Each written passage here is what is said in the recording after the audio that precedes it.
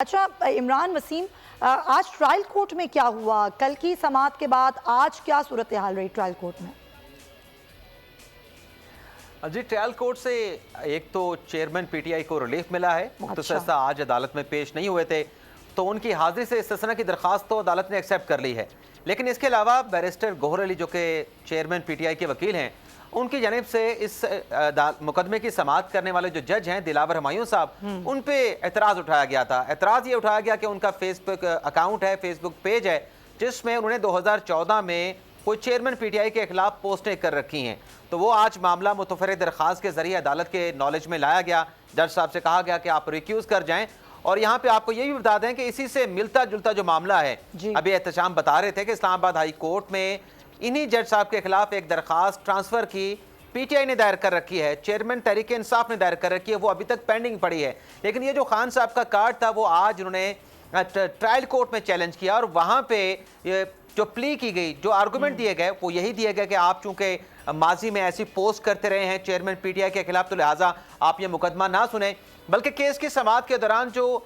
وکیل تھے P T I کے اور الیکشن کمیشن کے، ان کے درمیان تکرار بھی ہوئی، کیونکہ کچھ تصاویریں بھی عدالت میں دکھائی گئیں۔ جج صاحب نے کہا کہ یہ تو ایسا ہی ہے کہ جیسے سوشل میڈیا کے اوپر ٹرولنگ ہوتی ہے، آپ عدالت میں بجائے اس کے کہ آپ اس کو فائل کرتے، آپ تصاویر دکھا کے ٹرولنگ کر رہے ہیں، آپ بیرسٹر ہیں، آپ ایک سیاسی جماعت کے ورکر نہیں ہو سکتے۔ اور جو الیکشن کمیشن کے وکیل تھے انہوں نے کہا کہ یہ جج پہ جتنا گند اچھال سکتے تھے انہوں نے اچھال دیا، تو پھر دوسری طرف سے کہا گیا چیئرمین پی ٹی آئی کے وکیل کی طرف سے کہ یہ جو گند اچھالنے والی بات کر رہے ہیں، آپ تو ججوں کے گھر تک چلے گئے ہیں، گھروں تک جا گھسے ہیں، تو یہ تلخ جملے بھی ہوئے، اور جج صاحب کی طرف سے وکیل کی سرزنش بھی کی گئی، اور اس کے بعد پھر فیصلہ محفوظ کیا گیا۔ تو جو فیصلہ محفوظ پھر بعد میں اناؤنس کیا گیا، اس میں خان صاحب کی، کیونکہ الیکشن کمیشن کے وکیل کہہ رہے تھے کہ وہ چونکہ عدالت میں پیش نہیں ہوتے، 7 ماہ 8 ماہ سے مقدمہ چل رہا ہے، ہر پیشی کے اوپر استثناء کی درخواست آ جاتی ہے، یہ ایک ایسا ملزم ہے جو حاضر پہ نہیں ہوتا، استثناء کی درخواست بھی آ جاتی ہے، تو یہ کوئی فنڈامنٹل رائٹ تو نہیں ہے۔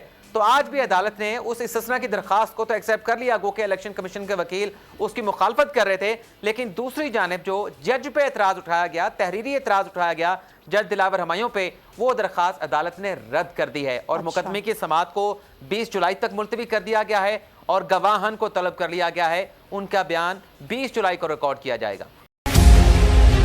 ملک مستحکم معیشت کی طرف گامزن، اسٹاک ایکسچینج بھی مثبت رخ دکھانے لگا۔ معیشت کی صورتحال بہتری کی طرف جا رہی ہے، ہم آئی ایم ایف کے قرضہ ملنے کے بعد اس صورتحال کو بہتر مزید کیسے کر سکتے ہیں؟ قرض بحالی کے روشن امکان، بول نے نبھائی اپنی صحافتی ذمہ داریاں، مہنگائی سے پریشان عوام کے لیے اٹھائی آواز، رپورٹر اور اقتصادی ماہرین کے سب سے بڑے پینل کے ساتھ بول کی مشن معیشت کی سب سے بڑی ٹرانسمیشن 63% عوام نے دیکھی اپنی اسکرینز پر۔ اگر 21ویں صدی کی ہم انڈسٹری کی کوئی بات کریں تو اس میں پھر انفارمیشن ٹیکنالوجی جو ہے وہ ٹاپ پر آتی ہے۔ اپنی روایات کو برقرار رکھتے ہوئے بول عوامی مسائل کو اجاگر کرنے میں سب سے آگے۔ دیکھیے بول کی اگلی ٹرانسمیشن میں موبائل لون ایپ کا بڑا اسکیم کیسے ہوا بے نقاب۔ سائبر کرائم سرکل راولپنڈی کی مختلف علاقوں میں کارروائیاں، بلیک میلنگ میں ملوث آن لائن لون ایپس کے 9 ملزمان گرفتار کر لیے گئے ہیں۔ اگر اس اسکینڈل سے متعلق آپ کے پاس ہیں حقائق تو بنیے بول انویسٹیگیشن کا حصہ۔